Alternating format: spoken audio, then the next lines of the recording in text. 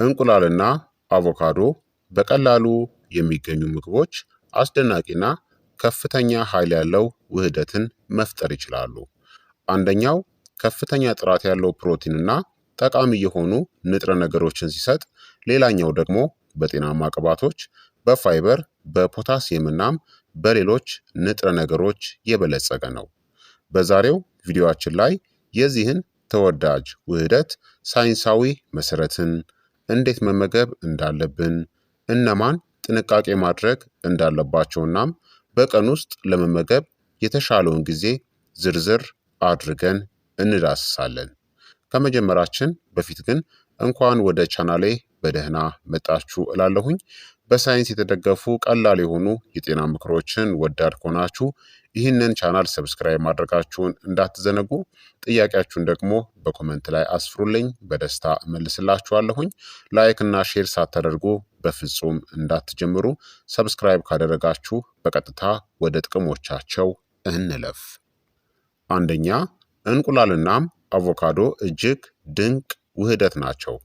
እንቁላልና አቮካዶ በምግብ ንጥረ ነገር ይዘታቸው ይደጋገፋሉ።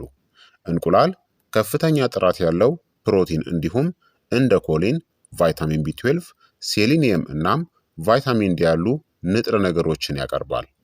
አቮካዶ ደግሞ ፋይበር፣ ጤናማ ቅባቶችን፣ ሞኖ አንሳቹሬትድ ፋትን፣ ፖታሲየም፣ ፎሌትና ቫይታሚን ኢን ይሰጣል።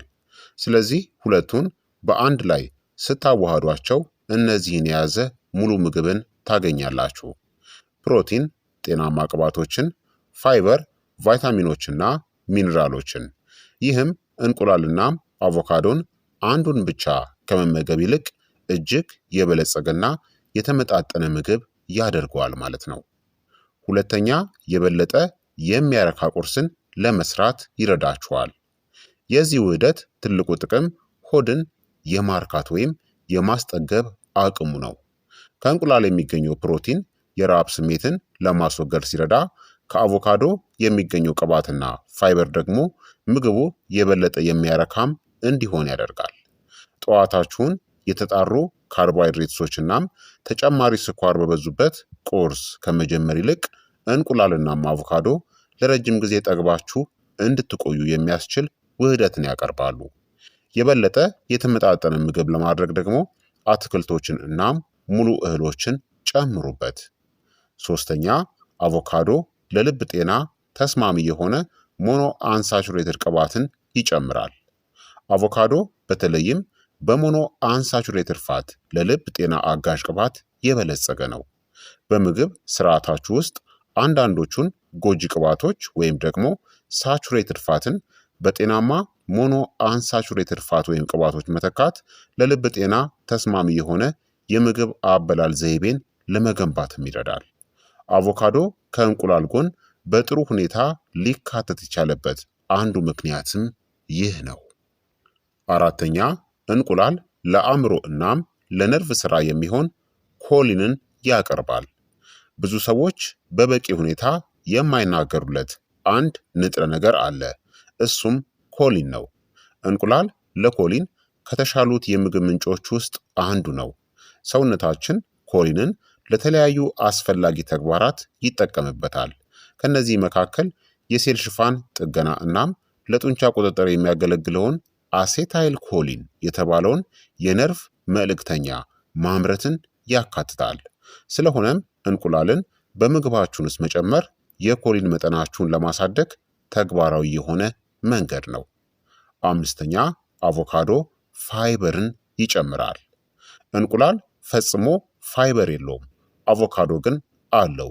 ይህ ደግሞ በፕሮቲን የበለጸገ ምግብ ከፋይበር የበለጸገ የእጽዋት ምግብ ጋር ስለሚያጣምር ውህደቱን ልዩ ያደርገዋል። ፋይበር ለመደበኛ የምግብ መፈጨት ይረዳል፣ የሆድ ዕቃ እንቅስቃሴንም ያበረታታልናም ለአጠቃላይ ጤናማ የምግብ ስርዓት አስተዋጽኦ ያደርጋል። የበለጠ ፋይበርን ለማግኘት ቲማቲም፣ አረንጓዴ ቅጠላቅጠሎችን፣ ባቄላዎችን ወይም ደግሞ የሙሉ እህል ዳቦን ጨምሩበት። ስድስተኛ፣ የተሻለ የኃይል ውህደት ነው። እንቁላልናም አቮካዶ እንደ ፈጣን የኃይል መጠጥ አይደሉም። ይልቁንም ለረጅም ጊዜ የሚያረካ ምግብን ለመፍጠር የሚያስችሉ ንጥረ ነገሮችንናም ካሎሪዎችንም ያቀርባሉ። የፕሮቲን የቅባትናም የፋይበር ውህደቱ በተለይ ቁርስ ከተመገባችሁ በኋላ ወዲያውኑ ረሃብ እንዳይሰማችሁ በምትፈልጉበት ጊዜ እጅግ ጠቃሚ ነው። እንዲሁም የአካል ብቃት እንቅስቃሴን የምታደርጉ ከሆነ እንደ ኦትስ፣ የሙሉ እህል ዳቦ፣ ድንች ወይም ደግሞ ፍራፍሬ ያሉ የካርቦሃይድሬትስ ምንጮችን መጨመርም ትችላላችሁ። ሰባተኛ አቮካዶ ሉቲን እናም ዚያክሳንቲንን ያቀርባል። አቮካዶ ሉቲን እናም ዚያክሳንቲን በመባል የሚታወቁትን እነዚህ ውህዶች በአይን ውስጥ የሚገኙ እናም ከአይን ጤና ጋር የተያያዙ ናቸው። እንቁላልም እንዲሁ ሉቲን እናም ዚያክሳንቲንን ይዟል።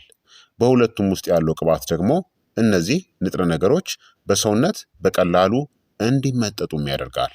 እንደ አረንጓዴ ቅጠላቅጠል፣ ፍራፍሬ፣ አትክልት፣ እንቁላልናም ሌሎች በንጥረ ነገሮች የበለጸጉ ምግቦችን ያካተተ ህብረ ቀለማት ያለው የምግብ ስርዓት በአንድ የአይን ጤና ምግብ ላይ ከመመካት እጅግ የተሻለው ስትራቴጂ ነው።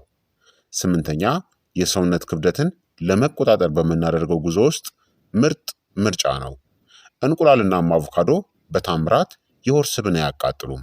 ነገር ግን ፕሮቲን እናም ፋይበር የሆድ መሙላት ወይም የመጥገብ ስሜትን ስለሚሰጡ በክብደት ቁጥጥር ምግብ ውስጥ ሊካተቱም ይችላሉ። ዋናው ትኩረት ሊደረግበት የሚገባው ነገር የመጠኑ ነገር ወይም ደግሞ ፖርሽን ሳይዝ የምንለው ነው። አቮካዶ አልሚ ነው፣ ነገር ግን ከፍተኛ ካሎሪም አለው። እንደ አጠቃላይ የካሎሪ ፍላጎቶቻችሁ የሚሆነው መጠን ግማሽ አቮካዶ ሊሆን ይችላል። በንጥረ ነገሩ የበለጸገ ምግብ ለማድረግ ከአንድ ወይም ከሁለት እንቁላልና ከብዙ አትክልቶች ጋር አጣምሩት። ታዲያ እንቁላልና አቮካዶን ለመመገብ የተሻለው ጊዜ መቼ እንደሆነ እንመልከት። ለአብዛኛዎቹ ጤናማ ሰዎች ሳይንስን የተረጋገጠ ልዩ ሰዓት የለም፣ በሳይንስ የተረጋገጠ ማለት ነው። ነገር ግን ቁርስ ወይም ምሳ በጣም ተስማሚ የሆኑ ጊዜያት ናቸው። የመጀመሪያው ጠዋት ቁርስ ላይ መመገብ ነው። እንቁላልናም አቮካዶ ፕሮቲን፣ ቅባቶችን፣ ፋይበርና ጥቃቅን ንጥረ ነገሮችን ስለሚያቀርቡ እጅግ በጣም ጥሩ ቁርስ ይሆናሉ። ሁለት እንቁላል፣ ግማሽ አቮካዶ፣ ቲማቲም፣ አረንጓዴ ቅጠላቅጠሎችና የሙሉ እህል ዳቦን አንድ ላይ ቁርስ ላይ መመገብ ትችላላችሁ። እንዲሁም ምሳ ላይም መመገብ ትችላላችሁ። በጣም ጥሩ ምሳም ሊሆኑ ይችላሉ። እንቁላል፣ አቮካዶ፣ ሰላጣ፣ ባቄላ ወይም ደግሞ ሙሉ እህሎችን አንድ ላይ መመገብ ትችላላችሁ። እንዲሁም በምሽትም መመገብ ትችላላችሁ። በአጠቃላይ በምሽት እንቁላል ወይም አቮካዶ ከመመገብ የሚከለክል ምንም ነገር የለም። የካሎሪ እናም የንጥረ ነገር ፍላጎታችሁን የሚያሟሉ ከሆነ ለእራትም ልትመገቧቸው ትችላላችሁ ማለት ነው። ታዲያ ለማዘጋጀት የተሻለው መንገድ እንዴት እንደሆነ እንመልከት።